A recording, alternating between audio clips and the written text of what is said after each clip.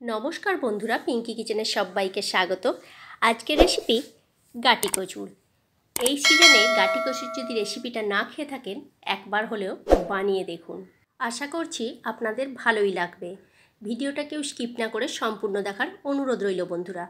300 গ্রাম মতো গাটি কচু নিয়েছি। গাটি কচুটা ছুলে পরিষ্কার করে আমি এইভাবে কেটে নিচ্ছি। আর একদিকে গ্যাসের মধ্যে আমি কড়াই বসিয়ে দিয়েছি। কড়াইয়ের মধ্যে দিয়ে দিয়েছি বেশ কিছুটা পরিমাণে জল। জলের মধ্যে দিয়ে দিলাম সামান্য পরিমাণে নুন। জল গরম হতে শুরু করে দিয়েছে। এইবারে আমি কচুগুলোকে দিয়ে দিচ্ছি। কচুগুলো আর কেটে তোমাদের দেখানো হয়নি, ওখানটা আমি স্কিপ করে গেছি।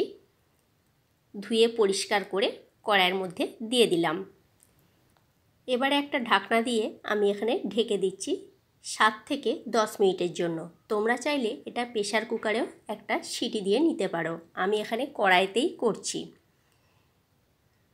ঢাকনা দিয়ে ঢেকে দিয়েছি 7 থেকে 10 মিনিটের জন্য। 10 মিনিট পর আমি আবারও ফিরে আসছি। ঢাকনাটা এবার খুলে দেব। দেখো কচুটার জলটা অনেকটা কমে গেছে আর কচুগুলো খুব ভালোভাবে সিদ্ধ হয়ে গেছে। এবার আমি জল থেকে কচুগুলোকে তুলে নেব। ওই কড়াইটাই আবারও ধুয়ে পরিষ্কার করে গ্যাসের মধ্যে বসিয়ে দিয়েছি। দিয়ে দিলাম সামান্য পরিমাণ একটু সরিষার তেল।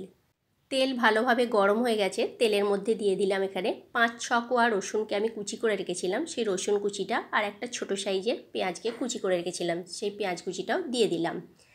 পেঁয়াজ আর রসুনটা হালকা করে নাড়াচাড়া করে ভেজে নিতে হবে। কালারটা যতক্ষণ না চেঞ্জ হচ্ছে। এবারে দিয়ে দিচ্ছি একটি শুকনো লঙ্কা। পেঁয়াজ, রসুন আর লঙ্কাটা ভেজে নিলাম। দেখো লালচে ভাব হয়ে গেছে। এবারে এই পর্যায়ে আমি দিয়ে দিচ্ছি 1 চামচ মতো আদা আর কাঁচা লঙ্কা বাটা। আমি আদার সাথেই 2টো কাঁচা লঙ্কাকে বেটে রেখেছিলাম, সেই আদা কাঁচা লঙ্কা বাটাটা দিয়ে দিলাম।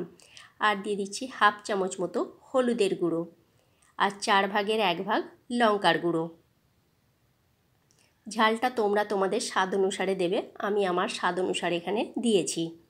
এবারে মশলাকে খুব ভালো করে কষিয়ে নিতে হবে একই সাথে, যাতে করে কাঁচা আদার গন্ধটা চলে যায়। মশলার কাঁচা গন্ধটা চলে গেছে।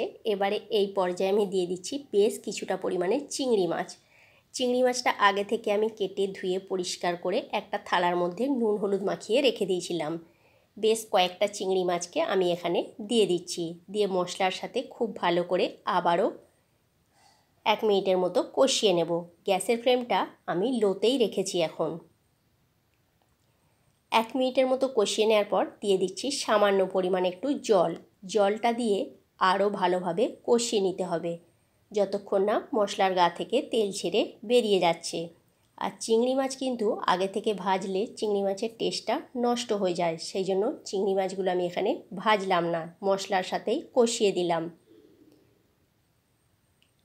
সামান্য জল দিয়ে আস্তে আস্তে করে মশলার সাথে চিংড়ি মাছটা আমি কষিয়ে নিচ্ছি।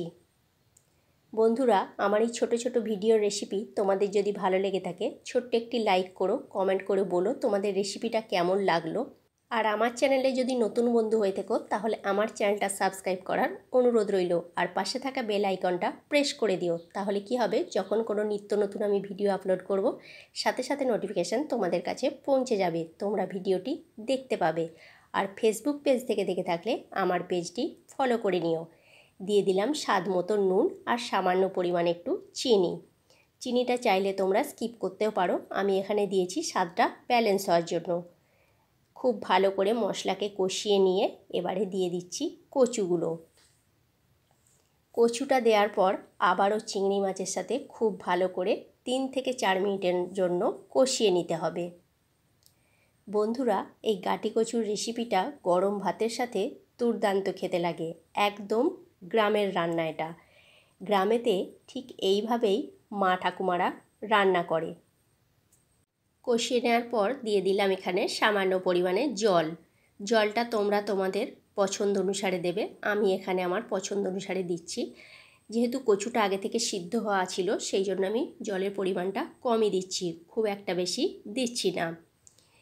জলটা দিয়ে দেওয়ার পর আমি এখানে ঢাকনা দিয়ে ঢেকে দিচ্ছি 3 থেকে 4 মিনিটের জন্য। 3 থেকে 4 মিনিট পর আমি আবারও ফিরে আসছি। ঢাকনাটা এবার আমি খুলে দেব। কত সুন্দর দেখতে হয়েছে দেখছো বন্ধুরা। আর দু একটা কচুকে আমি খুন্তির সাহায্যে ম্যাশ করে দেব, তাহলে একটু ঝোলটা গাঢ় গাঢ় হয়ে যাবে আর খেতেও বেশ ভালো লাগবে। তোমরা যেমন ঝোল পছন্দ করো সেরকমই রাখতে পারো, তবে এটা খুব বেশি ঝোল ভালো লাগবে না, মাখো মাখো হলেই খেতে বেশ ভালো লাগবে। দু একটা কচুকে আমি ম্যাশ করে দিলাম। রান্নাটা আমার সম্পূর্ণ তৈরি হয়ে গেছে। এবার আমি গ্যাসের ফ্লেম অফ করে দিচ্ছি আর নামাবার সময় দিয়ে দিচ্ছি বেশ কিছুটা পরিমাণে ধনেপাতা কুচি। ধনেপাতা কুচিটা দিলে এর স্বাদটা খুব সুন্দর লাগে খেতে। গ্যাসের ফ্লেম অফ করে দিয়ে এবার একটা পাত্রে এটাকে আমি ঢেলে নিচ্ছি। তাহলে কেমন লাগলো বন্ধুরা গাটি কচুর এই রেসিপিটা? অবশ্যই কমেন্ট করে কমেন্ট বক্সে জানিয়ে তোমরা। আর রেসিপিটা একবার হলেও ট্রাই করো, আশা করছি ভালোই লাগবে। আজকের মতো তাহলে এইখানেই, নেক্সট ভিডিওতে দেখা